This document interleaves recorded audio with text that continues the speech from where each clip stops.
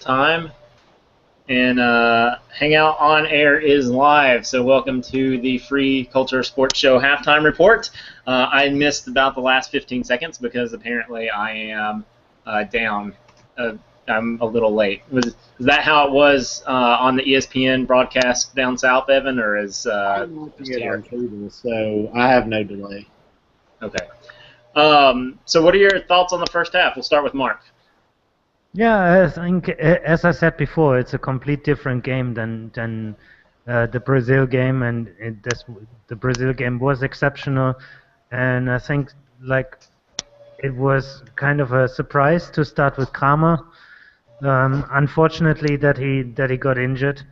I think he's a good player, a young player. He will have enjoyed that time that he was on the field, and nobody can take that away from him. But of course, if you're such a young player, you want to play like at least one half time, Yeah. and possibly score. So yeah, a bit of a pain over there. But in general, I have to say I was kind of expecting what Argentina did. It's like play completely different than in all the past games and try a different gameplay. So you kind of like destroy the German gameplay in a way, and it worked so far. Evan, what are your thoughts? I mean, I agree with what Mark said. Argentina did sit back. Messi is pretty much playing on the Argentina half of the field, which is deeper probably than he's used to playing. They're not allowing the space in between the midfielders and the defense that Brazil did, so that they can't find that pass that kind of opens up the play. They've tried a few times. Cruz got a shot off, but it was straight at the goalkeeper off of a pass into that position. Yeah, it is unfortunate that Khedira was injured and then Kramer went out the way that he went out. You can argue that he wasn't supposed to, he shouldn't have come back into the game at all, especially after the whiplash his head looked like it took off the shoulder of the defender. So that puts him at an unfortunate spot. Also, Schweinsteiger's on a yellow card. If he gets another yellow card and gets sent off, that could be problematic for Germany moving forward. But it's been about what I've expected. Argentina's got some pace on the counter. Messi ran right past Hummels at one time. Higuain probably should have scored off of Cruz's mistake. No, not probably should have scored. Like, I should have scored if I was in that position. Like, Yeah. what was he doing? I guess he was just so scared of Neuer that He is a big man, so. I mean, I don't mean like physically scared. I meant just like intimidated by his presence in the goal. Yeah. There's a meme going on in Germany saying like 80% is covered of Brazil is covered by rainforest, and the other 20% by Neuer. It's like no worries. He's a good guy. It's like and he's big in Germany, and I think he deserves it because he really can read the game and is always like on time at the right spot, no matter where you need him, like behind the defense, outside his own 16 meters or whatever, wherever you expect him, he is there.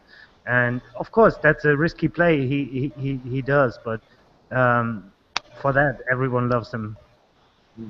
I mean, I've seen him a couple times in this World Cup, but I just remember when he played for Schalke and United played against Schalke in the Champions League, and like Neuer was already, that might have been the year that he was going to move to Munich, and he was all like highly touted already, and he did not look good. Maybe his head was in another place, and obviously this is 3 or 4 years on from that. I don't remember what year that was. I was still in Madison, so it must have been a while ago.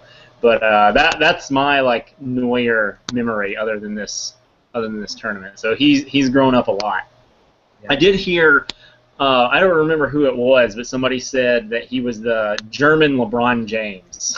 I don't know if you heard that anywhere, Evan. No, I did not hear that. Just freakishly athletic. I think German goalkeepers tend to be really, really good. Like the ones we have in our national team, like every single one in the past was like really world class. I think always belonging to the top 5 in the world, and that's something we're especially proud of. That we always have like really, really good goalkeepers, and we rely on that. Yeah, U.S. is in the same boat, but our field players aren't as good. So. That's a matter of time, I think. Well, I hope, but I mean, we do have a lot of people, more people than Germany does, but football is probably pretty well. It's regional, but it's depending on what metrics, it's easily 4th, maybe 5th. So our best athletes aren't playing, and I don't until the money gets bigger. I don't see that changing. Yeah, I but think that's probably a discussion for another day. The biggest base of football players in the world.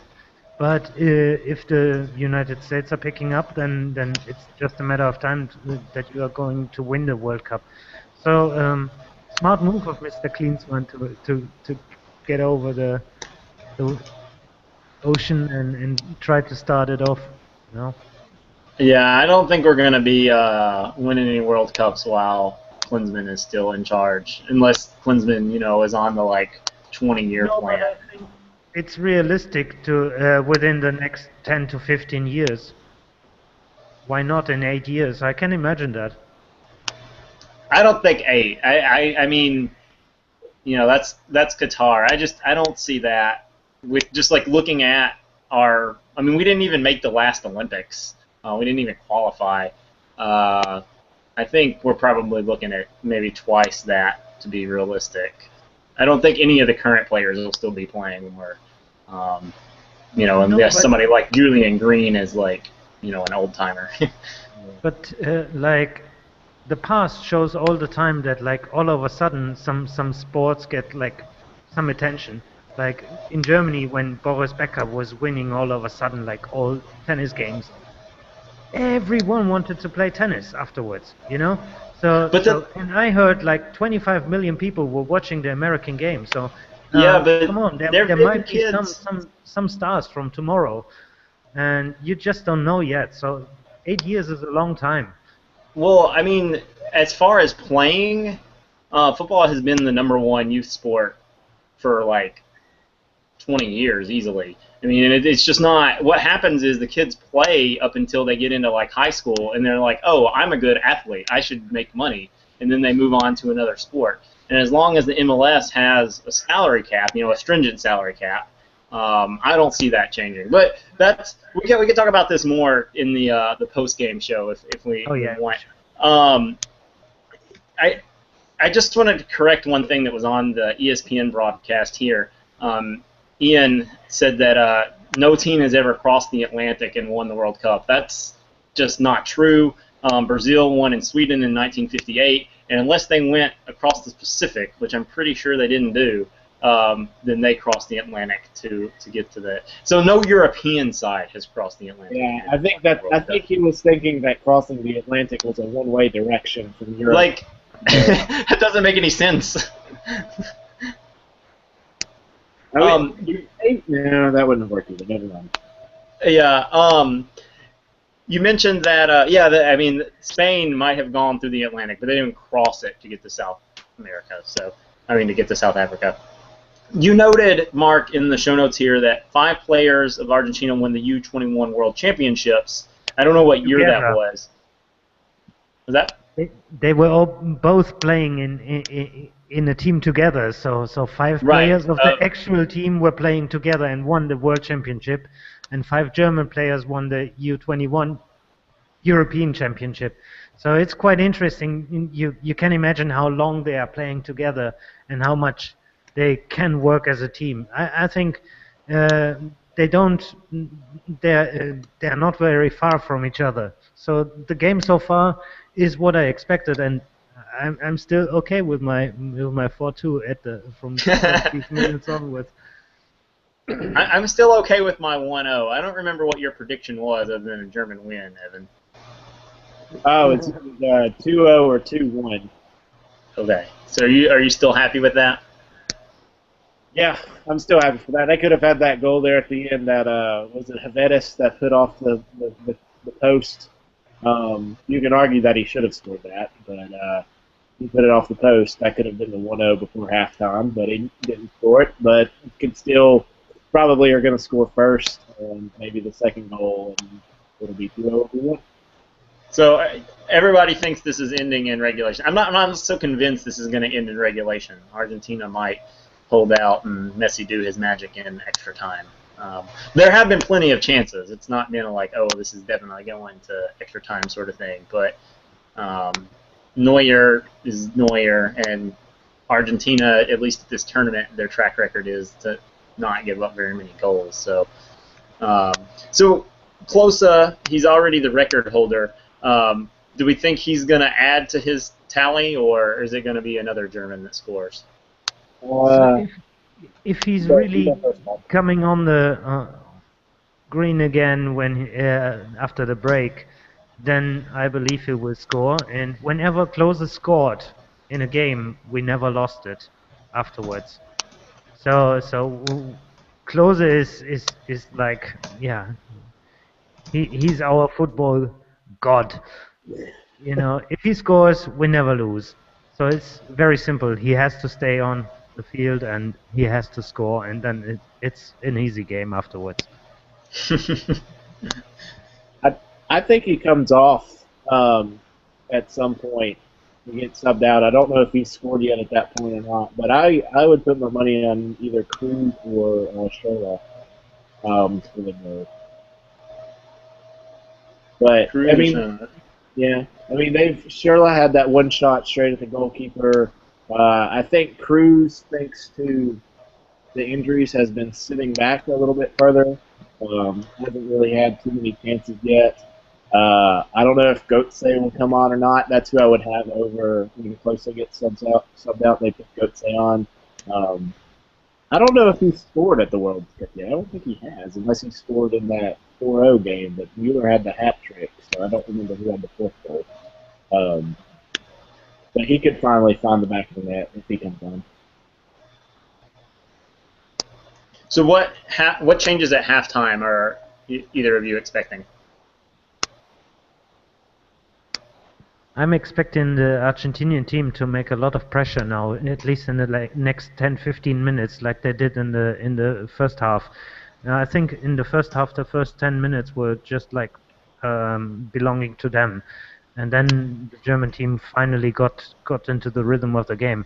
But I think we will see pretty much the same, and then afterwards it's gonna change.